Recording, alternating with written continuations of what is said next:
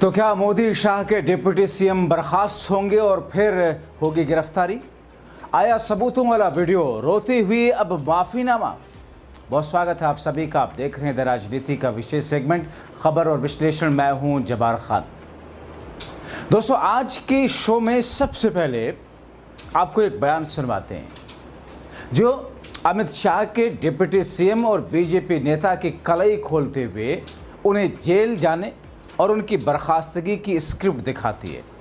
बिहार में चुनाव की घोषणा से पहले ये आवाज़ें क्यों उठ रही हैं कि बिहार के डिप्टी सीएम और शाह से उनके खास चहेते सम्राट चौधरी को हत्या के मामले में गिरफ्तार किया जा सकता है। शिल्पी गौतम हत्या मामले में जिस अंदाज में वो आरोपी थे और सुप्रीम कोर्ट से जुड़ा हुआ मामला जिस अंदाज में, तो क्या बिहार के राज्यपाल बीजेपी नेता और बिहार के डिप्टी सीएम को बर्खास्त करेंगे और उसके बाद उनके खिलाफ में कानूनी कार्रवाई होगी? सुनिए। बिहार के उप मुख्यमंत्री सम्राट चौधरी, इन पर मेरा सीधा आपके माध्यम से सरकार को, बिहार के गवर्नर से, बिहार सरकार से, केंद्र सरकार से मेरा अनुरोध है कि इनको हत्या के आरोप में, ये हत्या के अभियुक्त हैं, इनको तुरंत पद से बर्खास्त करके गिरफ्तार किया जाए। क्यों किया जाए ये समझिए। तारापुर में 1995 में 7 लोगों की जो हत्या हुई और 7 मारे जाने वाले लोग कुशवाहा समाज के लोग थे। ये बिहार में जाति की राजनीति करने वालों के लिए सबक होना चाहिए। सम्राट चौधरी कहते हैं मैं कुशवाहा हूं। 7 लोगों की जिनकी हत्या के ये अभियुक्त हैं, आरोप नहीं है, मैं शब्द बहुत सही समझ के बोल रहा हूं। 7 लोगों की हत्या के अभियुक्त राकेश कुमार उर्फ सम्राट कुमार मौर्य उर्फ Samrat Chaudhary, Tarapur case number 44/1995, note कर लीजिए।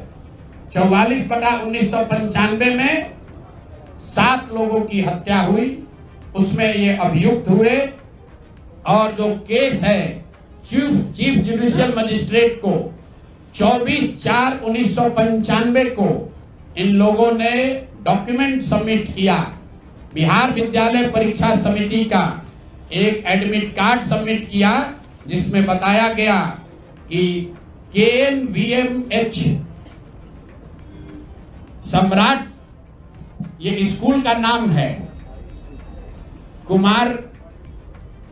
कुमार सर एक स्कूल का नाम है जहां से ये एडमिट कार्ड इशू हुआ है। सम्राट चंद्र मौर्य, पिता का नाम Shakuni Chaudhary, date of birth 1/5/81, result fail, number आया 268, कैटेगरी प्राइवेट।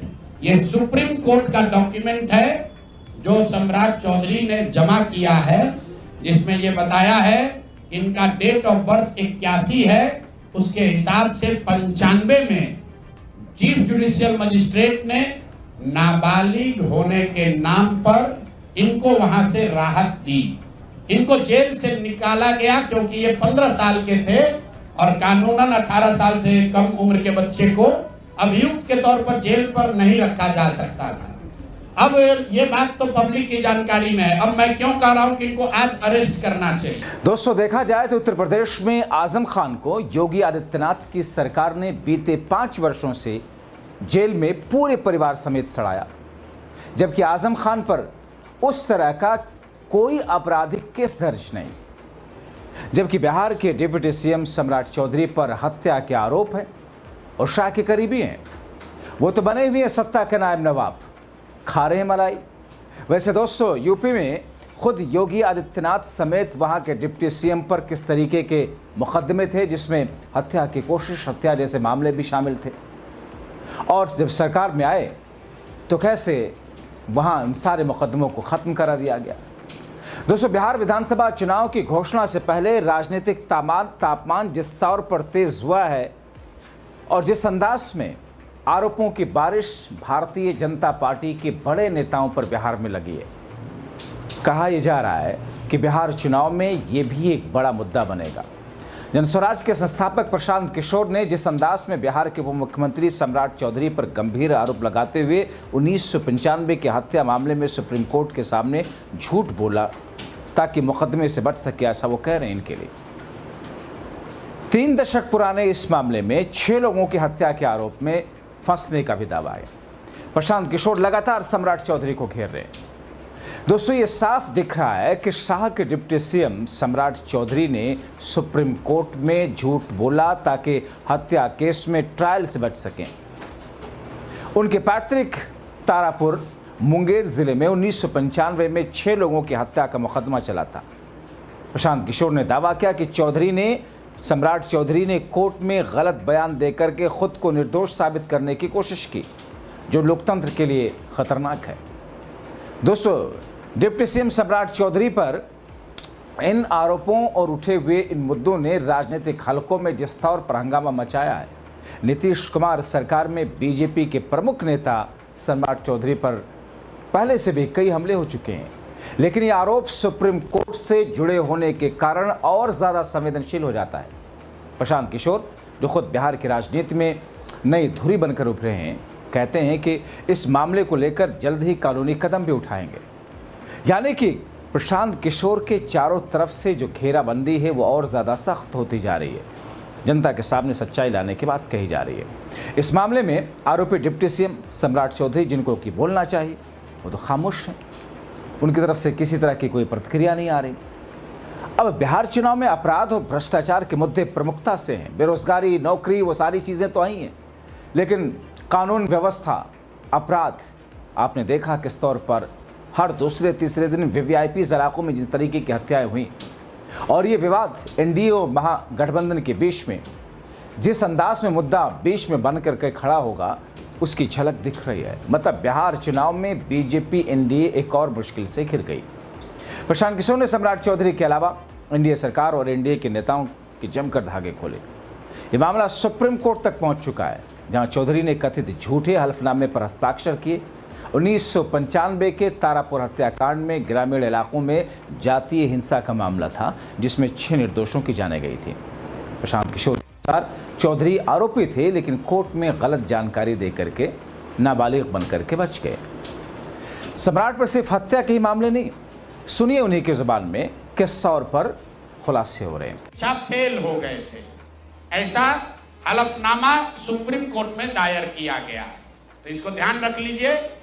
1998 में सुप्रीम कोर्ट में जो दस्तावेज जमा किया गया, जिसके आधार पर सुप्रीम कोर्ट ने इनके एज का निर्धारण किया, उस दस्तावेज के मुताबिक सम्राट कुमार मौर्य मैट्रिक का एग्जाम पास नहीं किए, उनको 234 नंबर आया, उनको फेल कर दिया गया। इसका दूसरा प्रमाण यह है कि 2010 में जब सम्राट चौधरी ने अपना हलफनामा दिया, तो उसमें लिखा कि मैं 7वीं पास हूं, 7वीं पास है। तो जो सुप्रीम कोर्ट में दस्तावेज है, उसको सम्राट चौधरी ने भी 2010 में स्वीकार किया है। अब मेरा और जनसुराज का सीधा सवाल है, पूरे बिहार के युवाओं की ओर से, पढ़े लिखे समाज की ओर से, कि इस राज्य के डिप्टी सीएम ये बताएं कि वो मैट्रिक कब पास किए हैं, किस साल इन्होंने मैट्रिक पास किया। आप लोग पत्रकार बंधु उनसे खाली इतना पूछ लीजिए कि सर किस साल आप मैट्रिक पास किए हैं, क्योंकि 2010 के बाद मैट्रिक का एग्जाम दिए नहीं है।